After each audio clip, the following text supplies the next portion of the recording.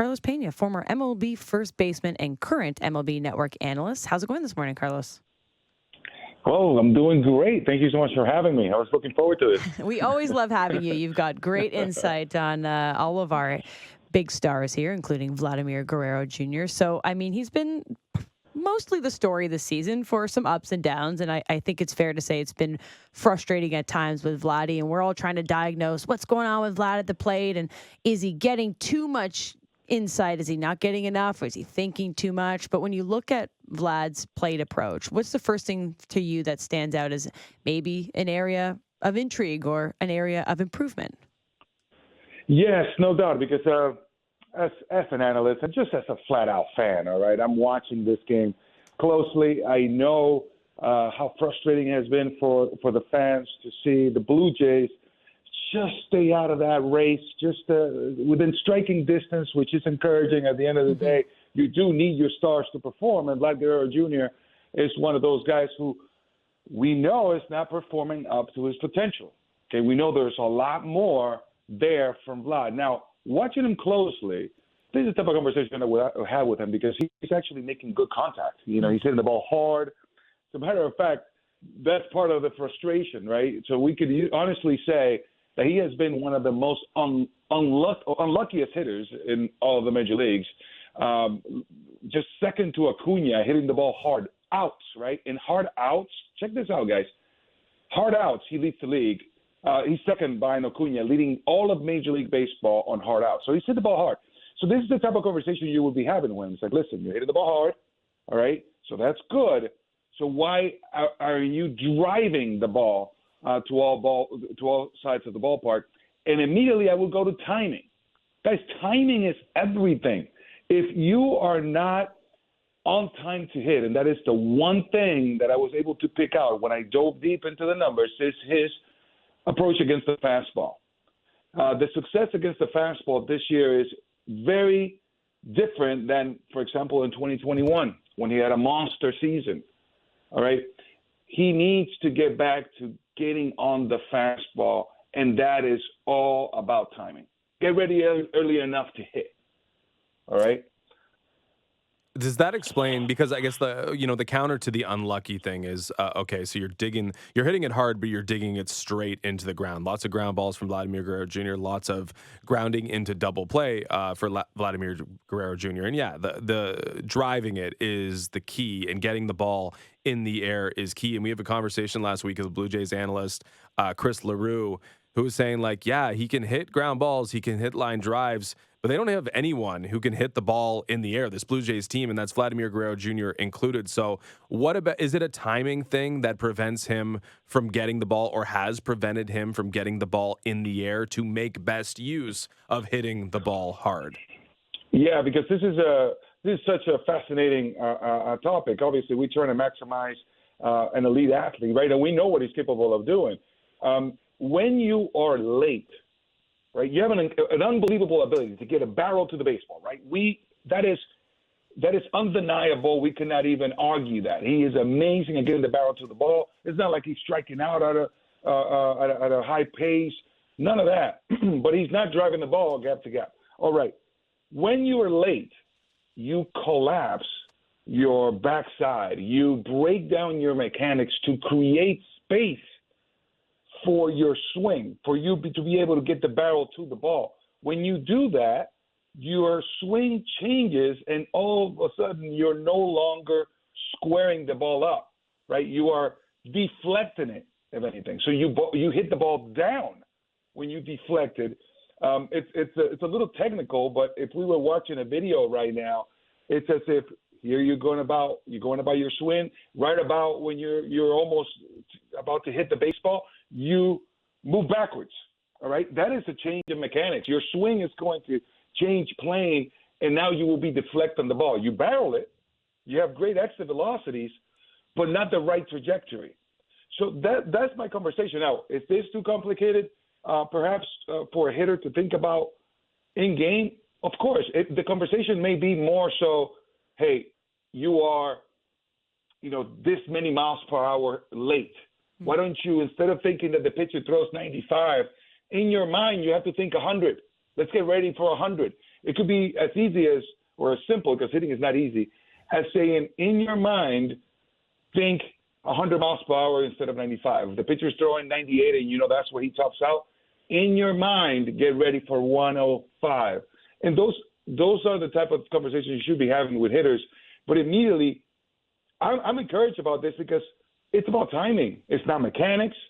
It's not that his skill has left him. So the fix is simpler than I think everybody thinks. It's all about now implementing and applying the concept of giving yourself enough time to make sure you make your best move.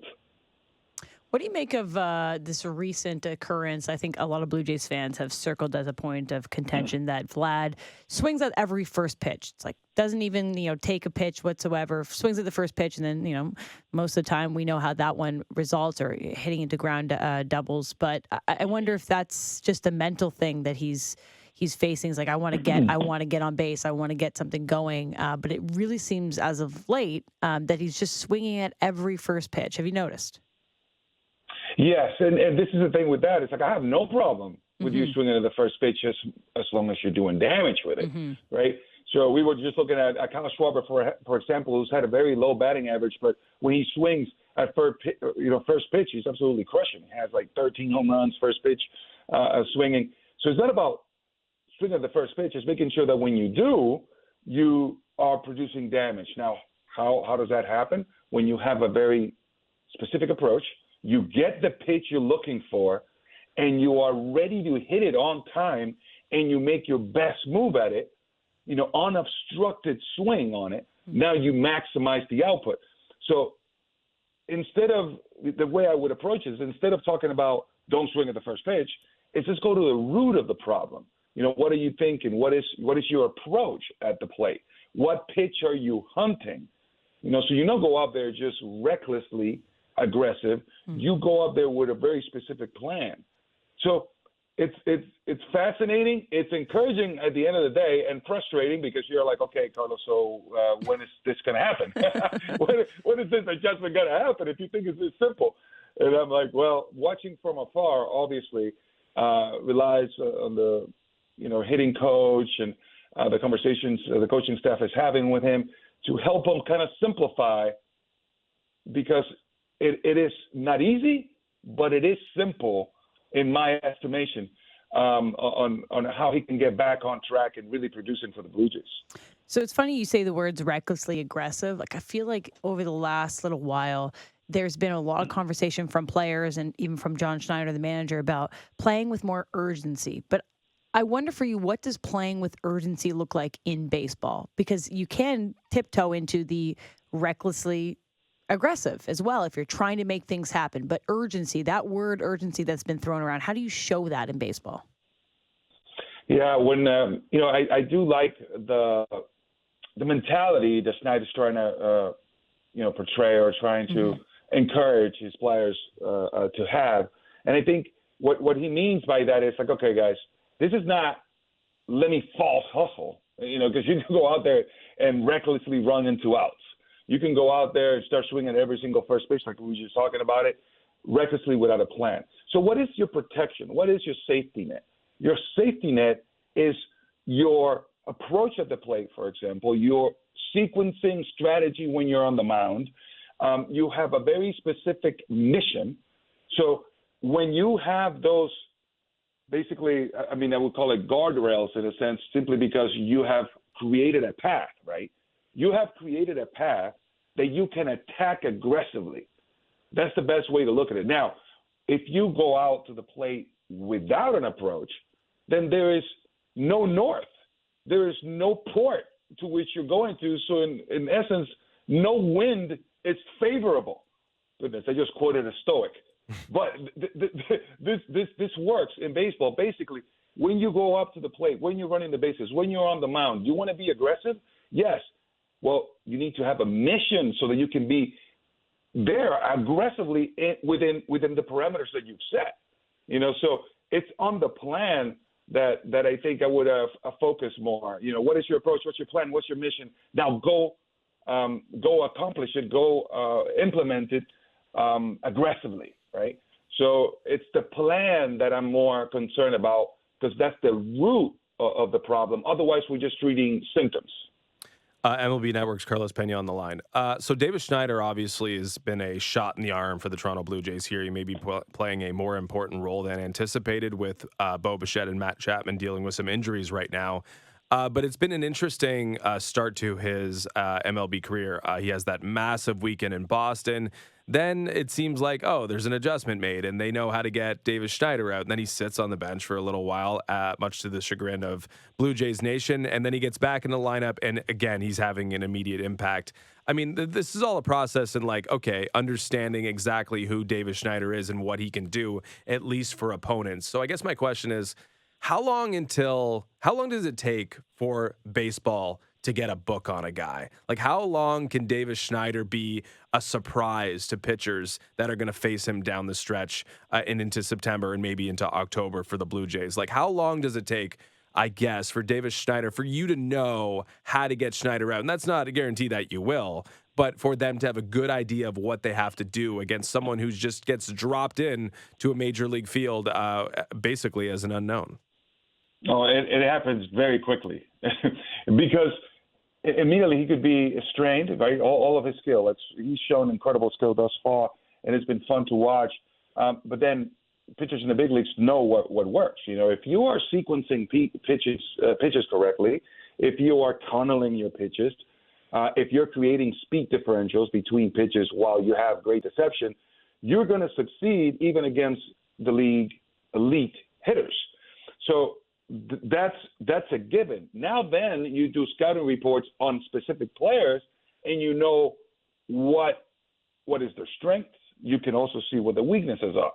So it'll be quick. I mean, don't think that if he's having success, I mean, this far, I mean, I know it's been 40 or so at bats, and he's had success up until now. Yeah, that's very early in his career, but before, within the next 50 ABs, whatever strength will be known, whatever weakness will be known. As a matter of fact, right now he's creating some patterns.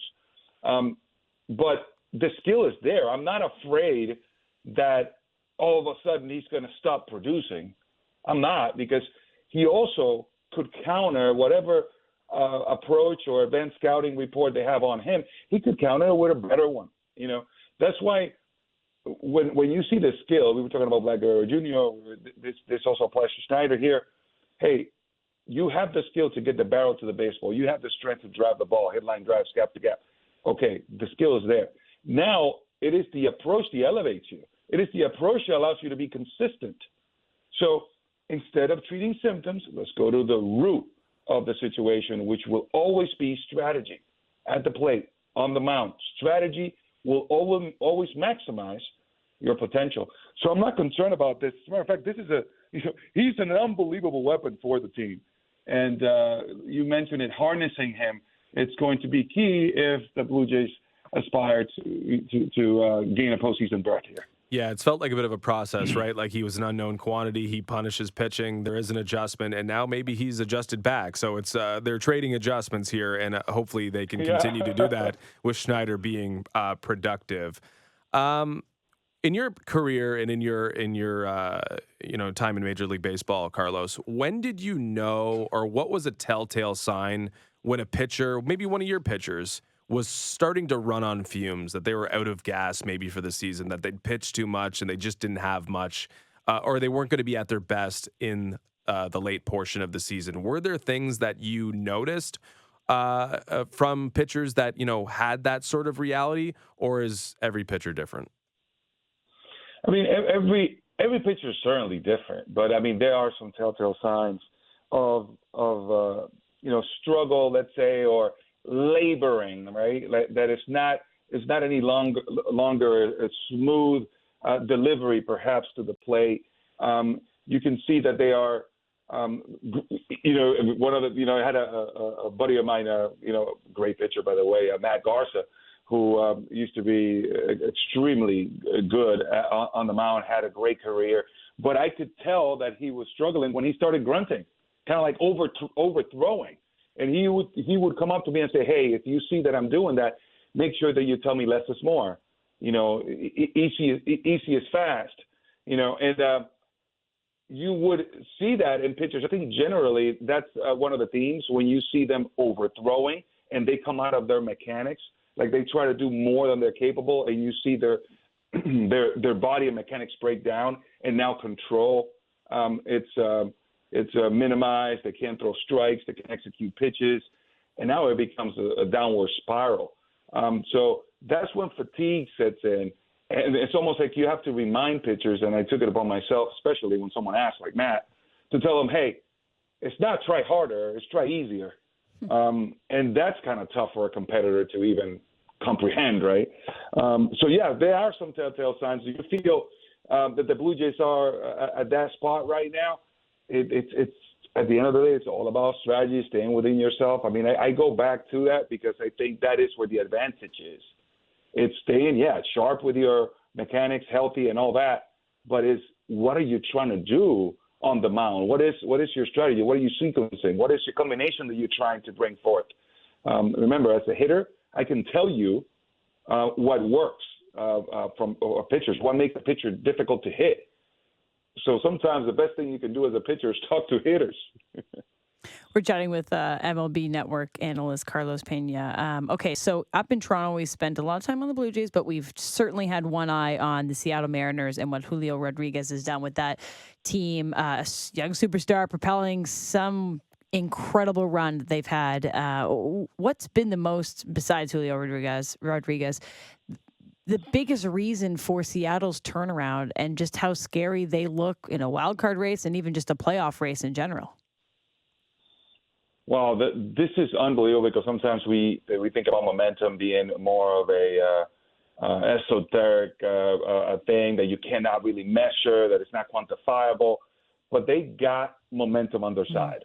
Okay, now no doubt about it, there are some markers that immediately tells you why this happens. If you see the ground that they've been able to gain over the past couple of weeks, we can talk about those 10 days where they overcame a deficit of 7.5 games.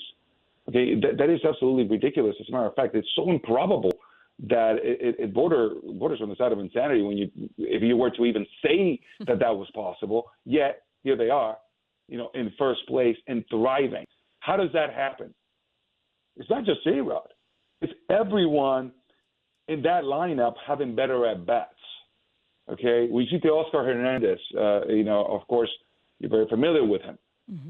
And, you see the trade and you're like, okay, what's going on? Now that they have acquired him, what's going on here? Is this a good move? This is a veteran. Yeah, a proven veteran, a veteran that knows how to go and hit in the clutch and how to rise to the occasion. Well, he's been swinging the bat better. So if you go 1 through 9, Crawford has been one of those spark plugs. And they've been putting good ABs 1 through 9 and really stacking them up so they score runs. Then the pitching has been right where it needs to be. You got Kirby, you got Castillo doing a great job. And then the back end of the bullpen also putting lids on games and just putting fires out on high leverage situations. And it all seems to work in synergy, right? So it's a team effort, really, just the sum of all parts. But so momentum is just not a magical word. You can create momentum and then you can write it. No doubt about it. Trust me, you can write momentum and then you can say there's magic. But it just doesn't. You just don't wake up one day and get lucky. This has been a long time coming. We know this team was playing below their potential, and finally here they are firing all cylinders.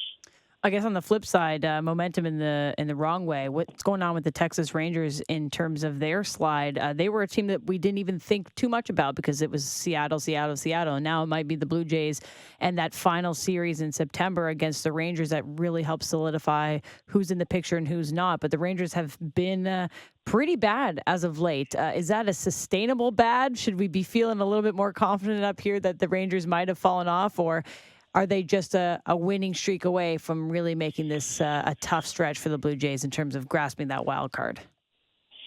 Yeah, I think at this point as a ball club, if I were the Blue Jays or just anyone around the league, you have to understand that the Texas Rangers are certainly a team they're good. That's the reason why they were where they were. I was asked the other day, I'm like, okay, who's the best team in the West? And everybody wants to jump off the Texas Rangers wagon. And I was like, wait, no, not so fast, because look what they've been able to accomplish all season long. They've proven that they are this good. This is not just a hot streak. And here they are just pretty much falling off the face of the earth, right? And we're like, what in the world is going on? So not so fast, right? They do have the weapons there necessary to come back and fix this. As a matter of fact, I believe that every single ball club that aspires to a World Series championship, somewhere along the lines, and we were looking at some examples, 2008, we didn't win the World Series with the Rays, but I remember going through a stretch, even though it was a great team, we lost 8 games in a row, and we had to bounce back. So this is the moment of reckoning for the Texas Rangers. If they're able to spiral out of this, man, that's going to be great for them, right? Because they got tested, then they spiral out of this situation. They were able to fix it and get everything going back on track. But if this continues here in the next couple of days, because it's about that time, this stretch has been absolutely horrible. It's like, okay, now we can say that maybe they're truly, truly just spiraling and they will not recover. And it is kind of feeling that way. So, in other words, they had to get it going yesterday. They had to get it going the day before and get, a streak going in the right direction to get back on track. I would say kick them while they're down. If you are the rest of the league, this is where you have to take advantage of the Rangers. Last one for you, Carlos. Mookie Betts is overtaking Ronald Acuna Jr. In the NL MVP race. Did you see anyone catching Acuna, given where he was earlier on this year during the midst of summer? It looked like he was way ahead in that race, and just how special August has been for Mookie Betts. Yeah, I think this is credit to Mookie, right? Because I definitely did not see this happening, anyone catching Acuna, in a sense, in the MVP race. And now you see all the odds actually shifting towards Betts, slightly, which I was like, are you serious? That's how good Betts has been over the last month or so. I mean, he's really come strong in August, killing the baseball, hitting, driving the ball out of the ballpark, so consistent, kind of going on a Julio Rodriguez-like, streak, hot streak here. But with Acuna, what's incredible is that he has been this good the entire season. Seems to me like he hasn't even slowed down or even gone on a slump. And as a matter of fact, last night hits an absolute missile right center field, home run, steal his 60th base. And you're like, there's no slowing down. It's certainly going to be 30-30. I think yesterday's home run was his 29th, stole his 60th base. I mean, come on. Well, that just tells you how well Mookie Betts has been playing. Because here I am celebrating Acuna, and Mookie Betts has already surpassed him. And when we look at the Vegas odds, which is astonishing. But Mookie Betts, what's impressive about him is how he has made adjustments throughout his career, even while he was an absolute stud, which is kind of scary, right? Like when you are that good, you would probably say, I don't need to change, just stay the same. Mookie has actually made swing changes while he was at the top of the world. And then, I was scared for him. I'm like, don't mess around when you swing. You're locked in. Don't do anything. It's made him better.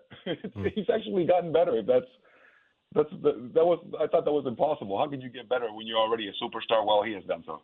Yeah, both of them playing at such a high level. For Acuna, a season worthy of hugs, just not on the field from fans, would be, I think, appreciated by him. Carlos, it was a pleasure talking to you this morning. Hopefully we can chat again before the season is through.